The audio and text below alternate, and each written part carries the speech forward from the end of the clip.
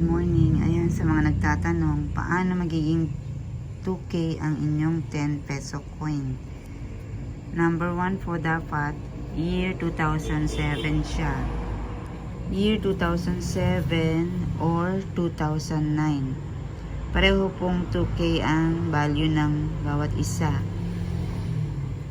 Year 2007 at 2009. Pag hindi po year 2007 or 2009, 10 peso lang din po ang value. Tapos, para naman po maipalit nyo sa akin, kailangan ipakita nyo muna ang picture. Yung kita yung year 2007. Tapos, mag-uusap na tayo sa messenger. Send nyo sa messenger ko yung picture. Tapos, pwede tayo mag-video call.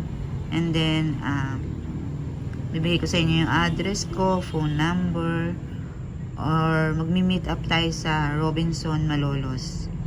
Yun. Tapos, bibigay ko sa inyo yung payment. Bibigay nyo naman sa akin yung coin. Ganun lang po kasimple. Kung paano magiging 10 peso, yung 10 peso ay magiging 2K.